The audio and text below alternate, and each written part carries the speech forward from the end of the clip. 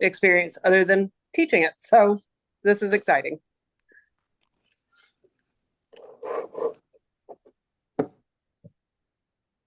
I guess I'll go. My name is Amanda Honich. I teach at Northfall High School up in the northeastern part of Georgia. This is my first year teaching biotech, so I am, yes, it's a lot this year. Before I was a teacher, I worked in sports medicine for 15 years, and then stayed at home for a while and then got into teaching. My focus has mostly been in medicine. I teach emergency med, allied health and medicine, introduction to healthcare, and I'm missing one. Essentials, so human anatomy and physiology. Yes. So first year teaching biotech.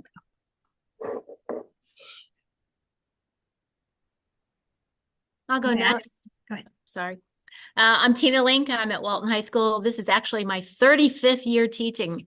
I shouldn't be that old. So just don't think about that. But I don't teach biotech specifically, but I'm also here to support a lot of our teachers. I'm also the STEM director, and biotech is part of our program. So I always like to figure out what they're doing and how I can help them. And it doesn't hurt to brush up on my skills as well. But I've done Marc's classes before, and they're wonderful. Yeah, I'm Dr. Tiffany Jones. I teach at South Cobb High School, and I don't teach biotech either. I do anatomy and physiology, which we do a biotech colon cancer investigation. So try to embed biotech in all my classes. I teach research and I teach biology. But I'm in a medical science and research magnet program, so we're very biotech heavy. So it's in every one of our classes. So I'm just trying to get more involved. Hi, I'm Mary Carnuto, and I teach at Denmark High School in Forsyth County. My 22nd year teaching. I teach honors bio currently. This is my 6th year teaching that. We do a biotech unit, but I don't actually teach biotech. But right now, I'm just trying to get involved in anything that I can. And there's some great people in this particular room. So happy to be here. So thank you. Okay, I'll go next. My name is Jana McCreary.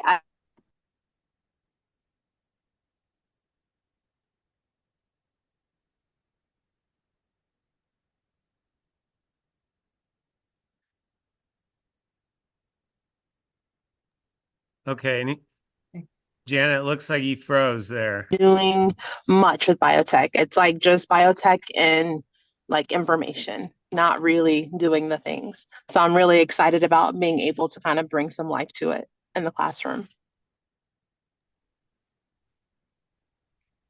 I'm Joanne Shaw, and I teach at GSMST in Gwinnett County. This is my 5th year teaching. I was a veterinarian for 22 years before I started teaching.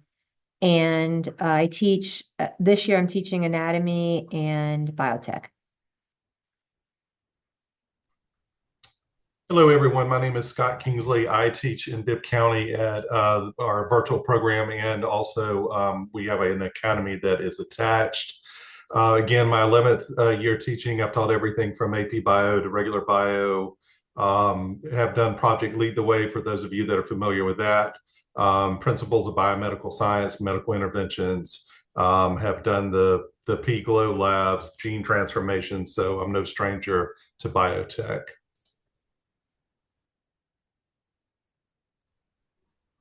Hi, I'm Shelley Seagraves, and this is my 18th year teaching. I'm teaching research 2 through 4 and AP research. We don't teach biotech, but I do run a cell biology and microbiology lab, so I'm pretty familiar.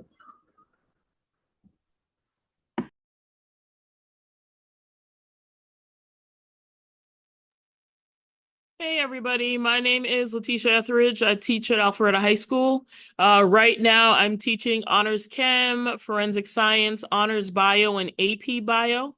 I also did research at the University of Massachusetts Medical School for about 10 years. So I know how to pipette. I'm pretty familiar with some of those biotech concepts. Hi, everybody. My name is Mandy Russo. I teach at Thomasville High School. This is my 13th year teaching, but my second year at high school. I currently this year teach AP biology. Next semester, I have anatomy and physiology. And I also got roped into AP Physics 1. So I have a pretty big year. I do some pipetting activities with the AP biology class, and I'd like to add next semester and with my regular biology, but I'm not the biotech teacher per se. That's it.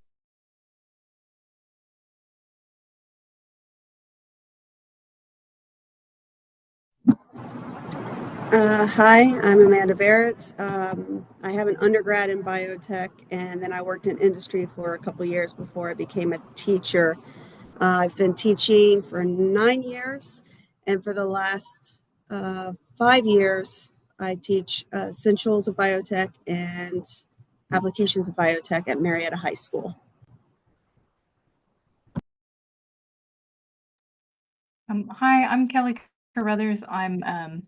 I've been an educator for 13 or so years at various levels. I too have taught like anatomy and physiology, chemistry, biology, all those kinds of things. But I'm currently the undergraduate coordinator for the Department of Entomology at University of Georgia, and so they're letting me hang out and kind of see what you guys are up to. But the department has two majors, entomology and applied biotechnology, and my entire background is entomology and bug stuff, so I just need to get caught up on the biotech side of things. So I'm looking forward to learning as much as I can from y'all.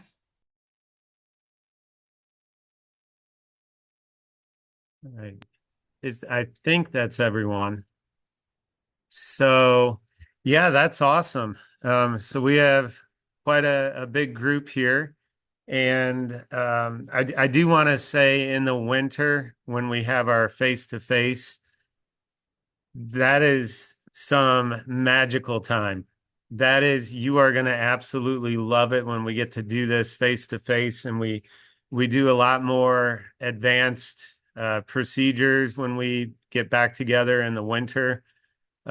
So for now, I guess we'll go ahead, and if you could, in your biotech book, in your binder, flip to the glow germ activity, and also try to find your little baggie with the glow germ.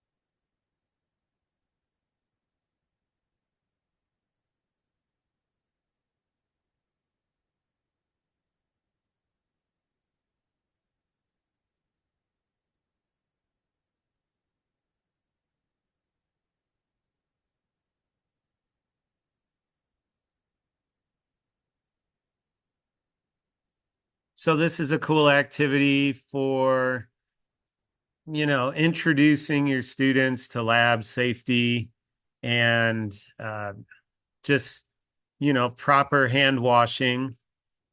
So this would be something you'd want to do super early on, day 1, day 2, whatever.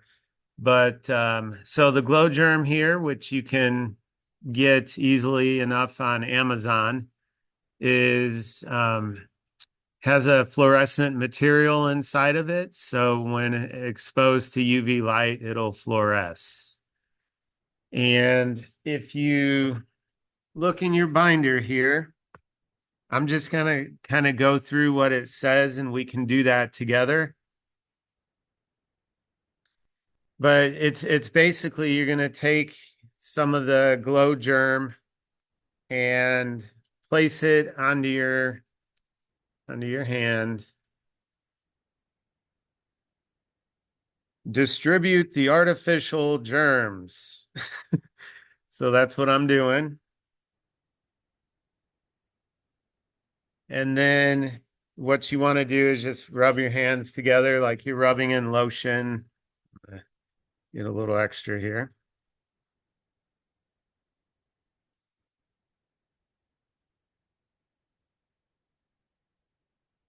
So there's all kinds of fun things you can do with the kids with this, um, have them go around and, maybe pat them on the back or something. Or I used to take it and write equations in certain areas of the room, and they had to go around and try to find it as just something fun to do on the side.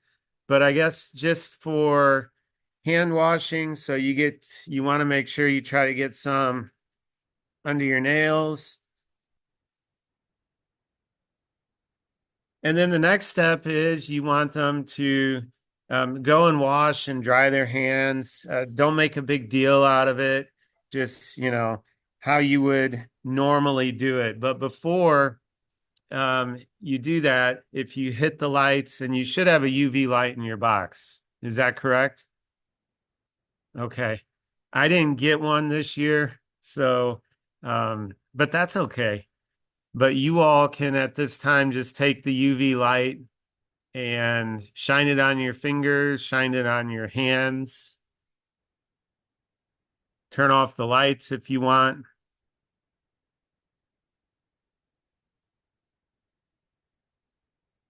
And so you can see, is anyone doing that with the light? Okay, cool. I see that. Yep, got it.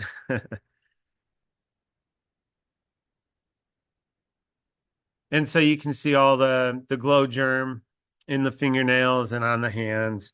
Then you want your students to go wash their hands like they normally would.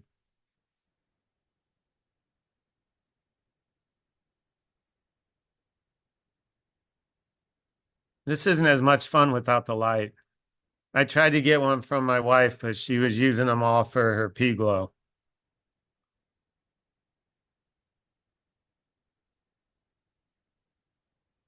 Okay, so I'm gonna get up, leave for a minute, wash my hands thoroughly, making sure I try to get under the fingernails and stuff like that. Dry my hands, and then I'm going to pretend like I'm looking at my hands again with a black light, with the UV light.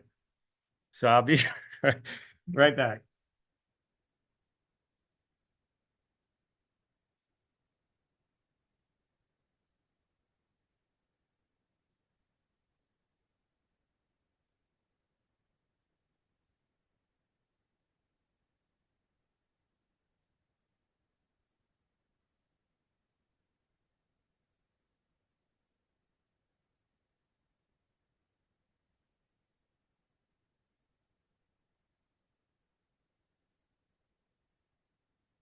So has anyone that's used glow germ before in the classroom want to share anything they've done with it? I mean, I was saying when I would write equations on the board, it was in chemistry, just looking at light emission and this big like light inquiry lab that I do. But for biotech, just good hand washing. Does anyone use it or have any ideas they'd like to share out? Or is this brand new? I doubt it's brand new for everyone. No, I've got some. I use it. I've used it for a break, like a. No, I can't. It's not a breakout room, but like an escape room activity. Awesome. I've used it in my micro class just to kind of show them transmission. I would put it on something in the classroom that the kids were going to touch. So I've kind of used it for that. But I always have it in my lab. We've used it during the bacteria and virus unit. And, what's interesting is the students have to wash their hands in our sinks. And until we got into this building, our water was only cold. And so we'd have them wash for 30 seconds, then a minute, then 2 minutes. And by the time we had them washing it for 2 minutes, their hands were frozen. So it was a fun way to kind of torture the kids at the same time. That does sound fun. So I use it to kind of show the kids, like I have them put it on their gloves. And I have a problem with some of my kids that will touch things they shouldn't while still wearing their gloves. And so for the first little bit when they're micropipetting and doing stuff, then I show them where they've touched that they probably shouldn't have. Sometimes they'll wipe their face with their glove, or they'll, pick something else up. So it's kind of nice to kind of show them where they could have contamination or transfer things they really don't want to transfer. Oh, I like that. So how do we do on our hand washing? Did anybody see any fluorescence after washing their hands thoroughly and drying their hands thoroughly? No, I've got that cute little timer on my Apple Watch that says, it counts down as you're washing your hands. How long does it go for? It does 20 seconds. Yeah. Okay. Cool. Well, I mean, like I said, that's pretty much what this activity, what it entails. And, cool good stuff to do at the very beginning of the year. I like Amanda's idea as well. Once they're actually wearing gloves, having them put some on, I don't know. I think that's pretty cool because you see the students with gloves and what they're touching, and sometimes it doesn't make sense. So for them to realize that would be pretty impactful, I would say. So then let's go ahead and flip to our pipetting. And this is the one, might take a minute here because we have varying levels. Master pipetters, some of you, some may not have ever pipetted. In the past, this is a 6-year. Over the years, it's usually a good mixture, but most have not pipetted. So you should have a P20 in your box. I'm used to calling it a P20. If you have the mini PCR, it's an H20. So if you look at your lesson plan template in the binder, you can see that it has the objectives, essential skills, a brief description of the lesson. That's for you for planning purposes. I'm certain most teachers that use micropipettes or plan to use micropipettes would definitely do this particular activity. All right, to ensure students are pipetting correctly. So if you don't mind, now let's look at the basic directions for fixed volume micropipette use. That's what it's titled, and it has rule of thumb. And there's a number 2 in the upper right-hand corner. Does everyone see that page in your binder? Okay, because these things, these rules of thumb are very important because these things are not cheap right here. Okay, so it's really important to spend time with your students, making sure that not only that they're using these correctly, but that they're not going to destroy them because they don't understand how they work. So rule number 1, I'm sorry, I'm laughing because I've seen all of these rules violated. Rule number 1, do not use the pipette without a tip. So you should have a box of pipette tips. I don't think yours will look like mine. These are just from my classroom, but you should have a box of pipette tips in your box. And I'm going to go ahead and grab a tip here.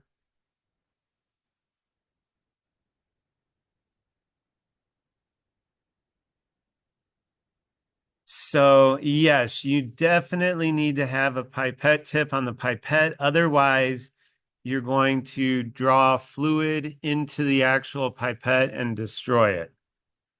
So that's a key thing. And I get how students, if you just gave them this thing, they would probably definitely just put it in the fluid and start pipetting. So yes, pipette tips are a must. If there's fluid in the pipette tip, this is a huge one students do because they don't recognize they're doing it. They're gonna be talking to a friend or something, and you're gonna start seeing that angle decrease and become more and more horizontal. And once we reach this threshold here, you're gonna start having the fluid go back into the actual pipette.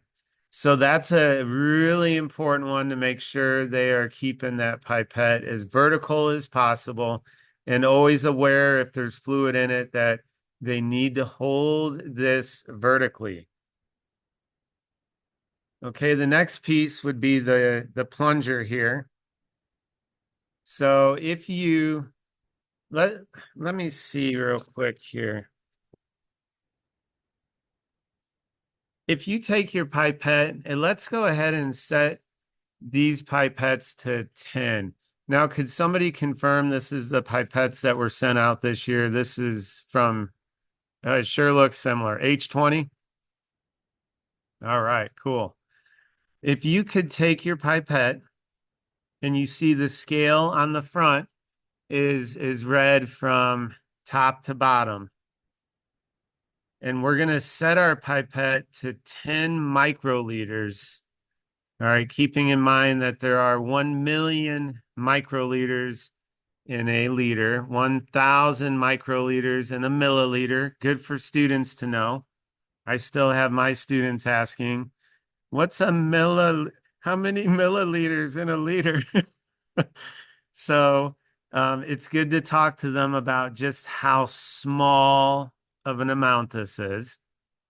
And the way we can adjust the volume on this is if you take the black knob here, you can see where my hands are, and you're just going to start turning it slowly. Now, I'm not sure what yours is at, but you do not want it to read more than 100 as read from top to bottom. This 100 is 10.0 microliters. And there's on my pipette, the last 10th of a microliter digit is blue.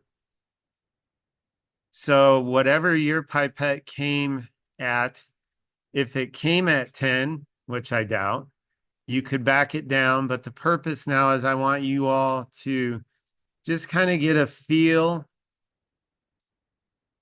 for the pipette. All right, so right now I'm going down. I'm going down to 8.5, just trying to get a feel for it. I want the students to see it reads from top to bottom 0.85. Okay, now I'm going to go back up to 10. And the reason I'm doing this is because once we get up to 10, you need to tell the students. Now, I tell them, you go above 10, you go above 100 on this bad boy, you are breaking this, I'm dramatic, $300 micro pipette. All right, because I want them to understand that if you go above this threshold, if you go too far above, you can feel it get tight. All right, and when it starts to become tight, that's a no-brainer that something's wrong. This is how I teach my students when I'm doing it. If you feel it get tight, you're going above the threshold. Same with if you go too far down. Okay, this can only go down to 2. Anything less than 2 microliters and you're destroying the pipette. So I'm going to get mine. I have mine back at 100, which is what we're going to use for the activity. And what I want you to do now is we're on that rule of thumb number 3.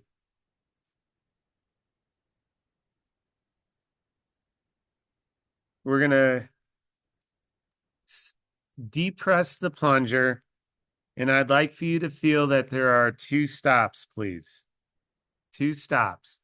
There's the first stop, and then if you push a little harder, there's a second stop. And it's easiest to feel at the higher volumes. So if you were to turn this up to 20, and actually, you guys, let me say something. When I was talking a minute ago, I was thinking I had one of my pipettes that only goes to 10. Okay, so everything I said about 100 and do not go above 100 on this pipette is not true. Scratch that from your memory. It is 200. Do not go above 20 microliters. Again, I apologize. A 10 microliter pipette is a very common micro pipette in my classroom, but this is a 20. Everyone good with that? All right. So now that we are at 10, you can feel the 2 stops. If you would like, and I don't know if you were able to do this, but you should have prepared before this session. One of your things to do before we meet was to get your food coloring and a blue, red, and yellow in the medicine cups provided in the box. Did everyone have time to do that? Thumbs up. I'm going in for some red because I want to talk to you about that real quick. So when I go to expel this fluid, so here's my 10 microliters. When you take in the fluid, you only go to the first stop. And so I think it's important for students to do the first stop, and we get a kind of a mental visual of what it looked like. Now I'm going to expel it onto this paper. Now I'm going to go all the way down. All the way down. What I just did was incorrect. Okay, I'm going to go all the way down. And you can see here that this is a lot more fluid. Okay, this is not 10 microliters. This is much more than 10 microliters.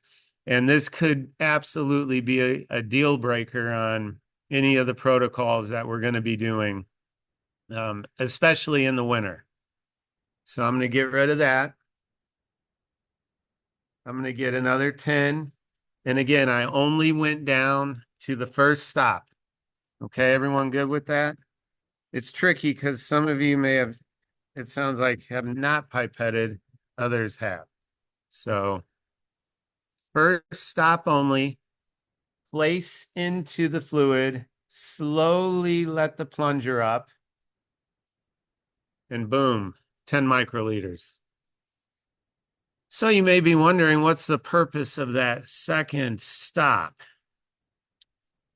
Well, that second stop is used when expelling the fluid. So I'm going to expel the fluid. I'm just randomly doing it on this white sheet of paper here for now. And I have a tiny bit left in the tip. Now you should do the same thing. And you see, I have this little amount, and this tiny little amount here, which the students may say, oh, who cares about that?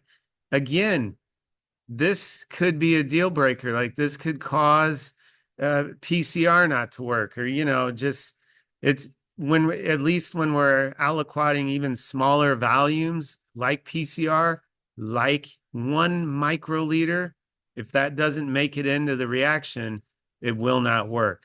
So the purpose of that second stop is to expel the remaining bit of fluid. So you push down hard through that second stop, and you'll notice that that air will force out the rest of the food coloring or reagent. And deal with the pesky adhesion and cohesion of water. Okay, so if you have questions, I guess I need to check my chat here. No, we're good. If you have questions, I would hope, for these breakout groups that you would unmute, please. And that way it won't feel so lonely for me if somebody else wants to ask a question. So I think we're good with that. Rule number 3 says don't snap. Okay. Don't snap it really hard. There's a spring in here. Unfortunately, I've seen my share of them. And if you snap it really hard, you could damage the spring. And then not so much for this evening's pipetting, but for when doing any procedures, what we want to do is eject the tip so we don't contaminate our solutions. Now you see there's a second white little lever here. Okay, this is my favorite part. And if you've used pipettes before, micro pipettes, I bet it's your favorite part too, is ejecting the tip. So you can eject the tip and it shoots off, all right, which is pretty cool. So you can eject the tip into the trash. For this evening's little pipetting activity, we can reuse our tips because many of us are on a budget, right? So we can reuse our tips. Are there any questions about taking in fluid using a micropipette and expelling fluid and the purpose of the 2 stops? Again, if you were to turn this pipette up to 20 microliters, those 2 stops would be much more obvious. Likewise, if you went down to 2, those 2 stops would not be as obvious. So I would, again, also have students experiment with larger volumes and smaller volumes. Now, one of the, do not do rule of thumbs would be absolutely just please make sure they don't crank this thing above 20 and don't crank this thing below 2. All right, so we are good to go on the rules of thumbs, the do's and don'ts. But before you have the students doing any more advanced procedures, we're going to do the pipetting activity that I would assume you would do with your students as well. Now, I do have here, I keep this, you should have a pipetting card. This I keep in my wallet. A lot of kids think that's funny, but hey, you never know when you're going to need one of these. This pipetting card goes from 2 to 20 microliters. So you can actually practice pipetting onto this card, making sure your students are pipetting correctly. Number 1 culprit for not pipetting correctly is usually not pushing down correctly on the plunger, going too far down. And also when they expel the fluid, students have a tendency, instead of doing 2 motions, stop 1, stop 2, they'll just go stop 1, 2. And when you do stop 1, 2 into a PCR reaction, you're going to have bubbles in the reaction, which can be an issue. Okay. So I'm going to put away my pipetting card and I'm going to turn to, actually, I'm going to grab from the front of my binder, which should be in the front of your binder. Then I'm going to flip a couple pages here to look at pipetting by number.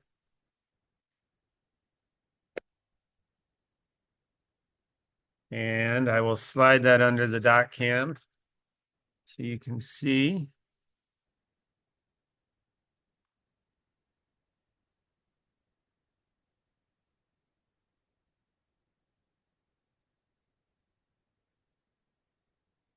And there are a couple activities you can do with this.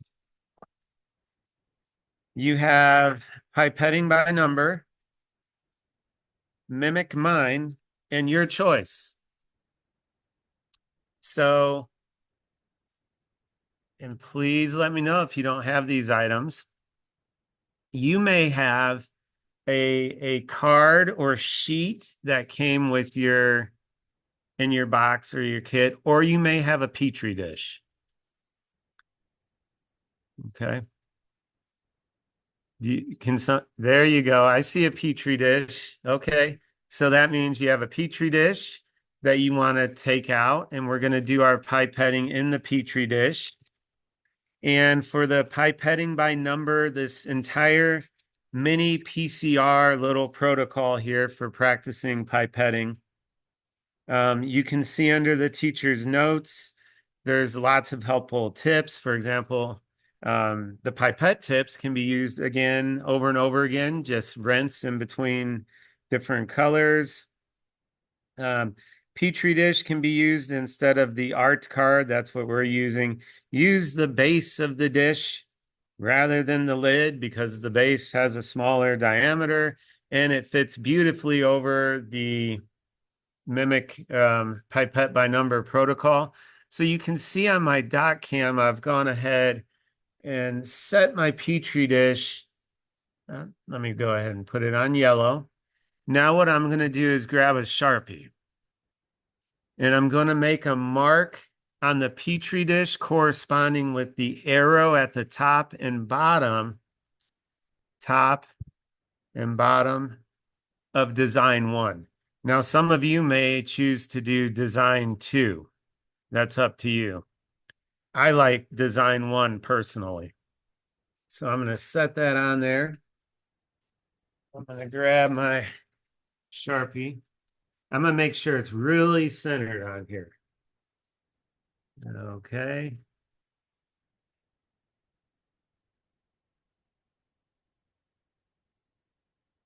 This way I don't lose track of what's what, just in case. And of course the students are, right? You know, that'll be an issue. So what we're going to do now is pipette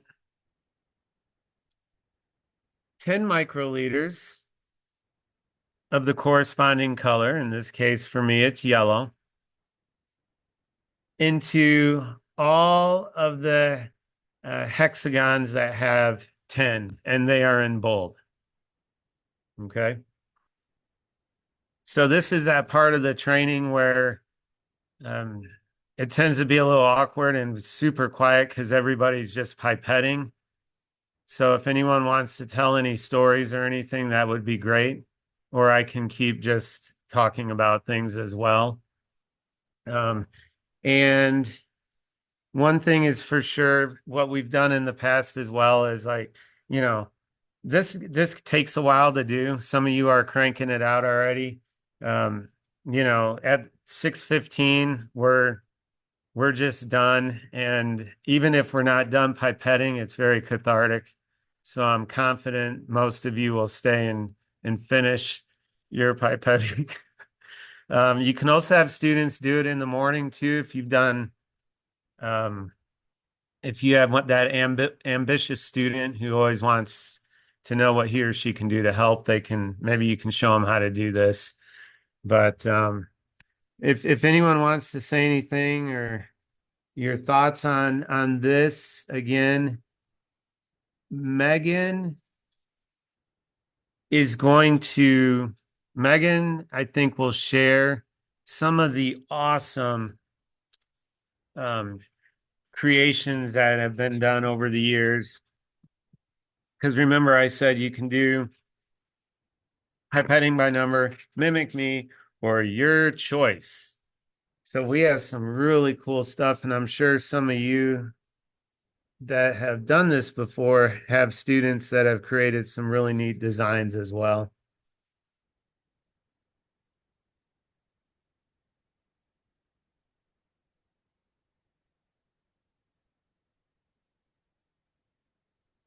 I can hear my wife talking. next door. She must have a lot of questions. I will say that like 7 of us on this call were in biotech training this summer together Wow, at 7? Tech at Frugal. Oh, okay. So Maybe that's why it's so quiet. Janet got us going. Nice. Hey, friends. I love your faces. So you You guys better have come to done, GSCA.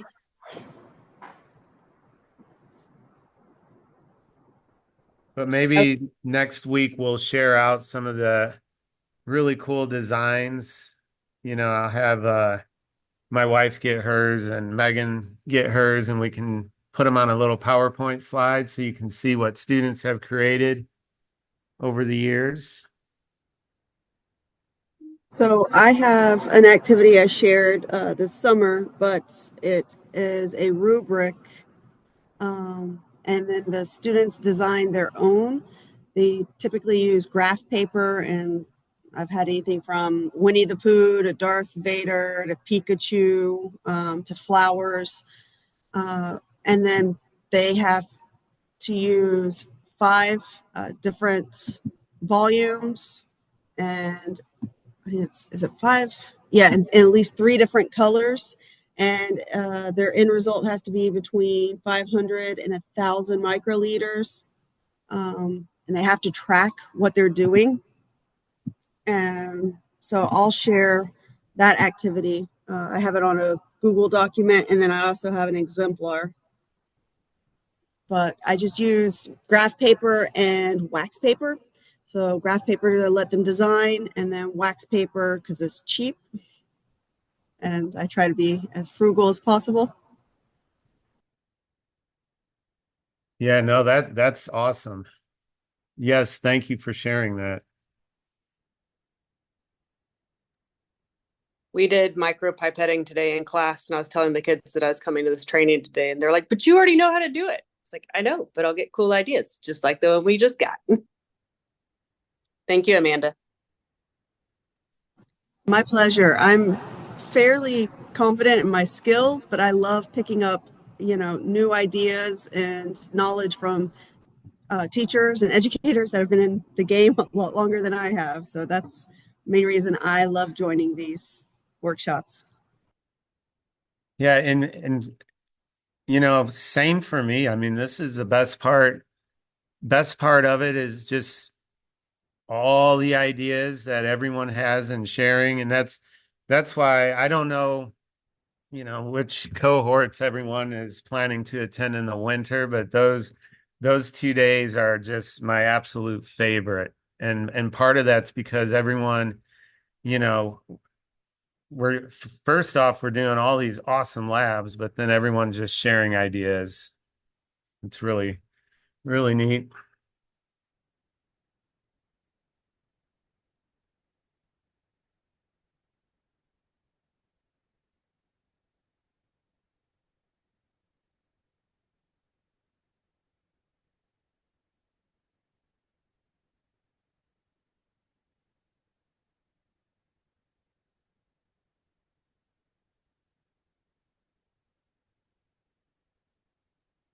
So next week each week we have more and more lab. I mean, that's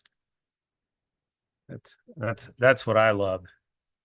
And probably a lot of you, but next week we do making solutions. We'll talk about making some different solutions and some math for calculating solutions of that we're going to use.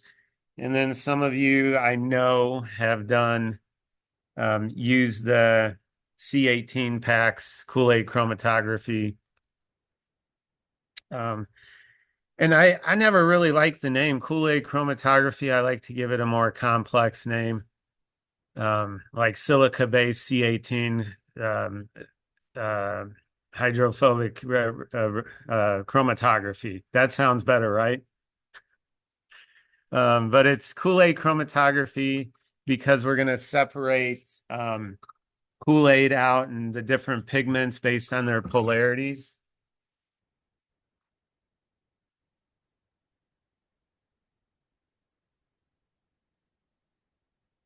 I apologize. Okay. That was weird. I'm at my school and I got a call from my school. Really strange.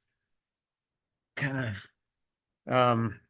But yeah, so we're going to do this really neat activity next week with chromatography that has a ton of different applications, from biotech to, chemistry, physical science, biology. It can be used for a number of courses.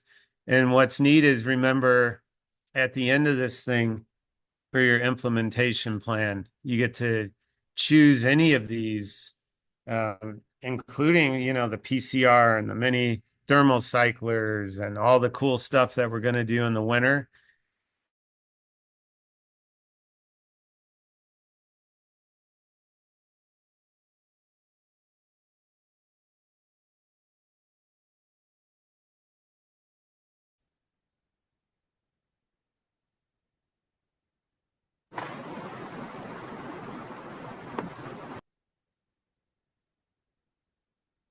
Any questions from anyone that's fairly new to this or hasn't pipetted in years?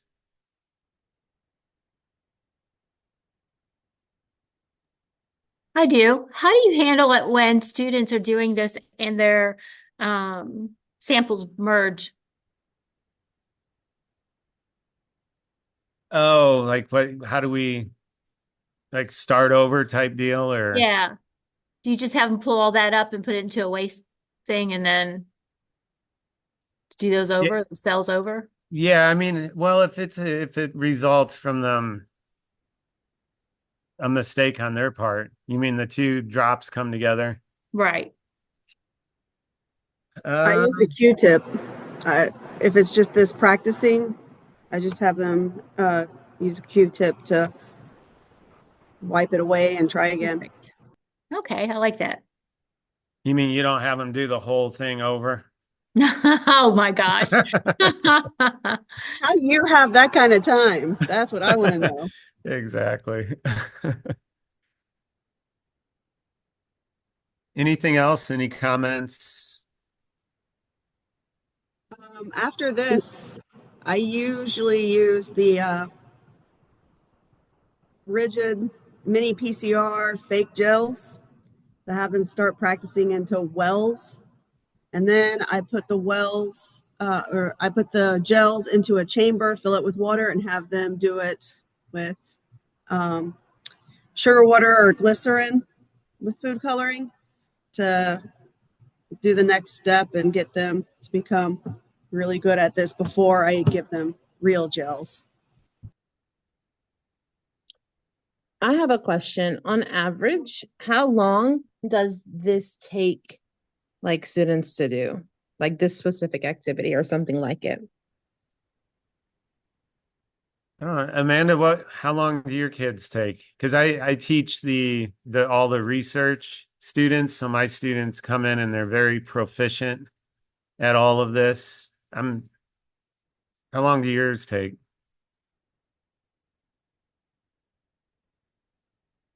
So I usually do it in one class block. I have them, we walk through how to operate the micropipettes, the do's and the don'ts. Then we do the card. Then we do we do the gels in the chamber, and then they get to design their own and get it done. We have 90-minute blocks. So for if you have 90-minute blocks, then you can get it all taken care of, hopefully, in one block. If you have like 45, 55, then you may need it across 2 days. And I'm doing the same with freshmen. So I have a freshman honors bio class, and I'm doing pipetting skills, overview, cards, and getting them for the practice gels all in one day in stations. So they have a station with me where they learn handhelding, like how to hold, how to do it.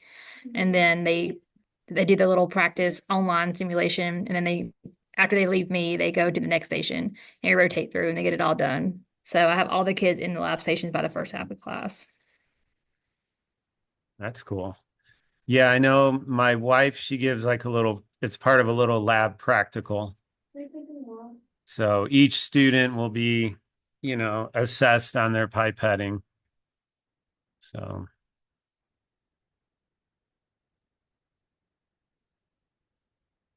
any other questions or thoughts?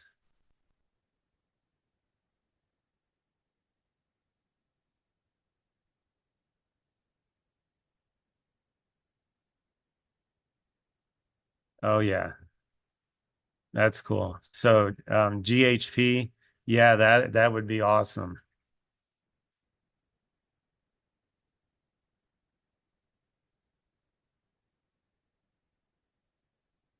All right. Well, Megan had said that we would just dismiss from the breakout rooms. And it looks like those of you that are pipetting, you're probably getting pretty close to being done. If I can stick around for 4 more minutes, but if there are no questions or comments, I think this is going to be a lot of fun. So I love this group, and I think we're gonna get a lot out of these virtual trainings. So if you are all set, then you are good to go. And I hope you enjoyed the training, and I look forward to seeing you all next week. And again, I'll stick around for a little bit as well. Okay. All right. Thank you. It was nice seeing all the older faces that already knew and meeting all the new people. So looking forward to next time. Y'all have a great Absolutely. evening. Yeah, You too. Thanks. Thanks, guys. It was great to meet everyone. Thank you so much, Mark. You're welcome. Thank you. You're welcome. Bye.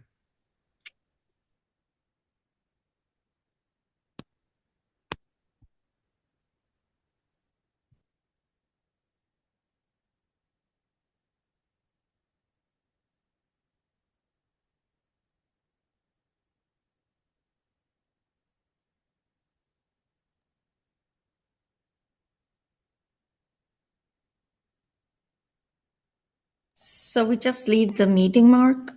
Yes, we are all set. 6:15 in time. If you have any questions, No, other, thank you so much. okay, so I will see you in 1 week. Okay. All right, take care. Hey, thank you, Mark, so much for your participation. That was a great session. I enjoyed it. Oh, thank you. I really appreciate that.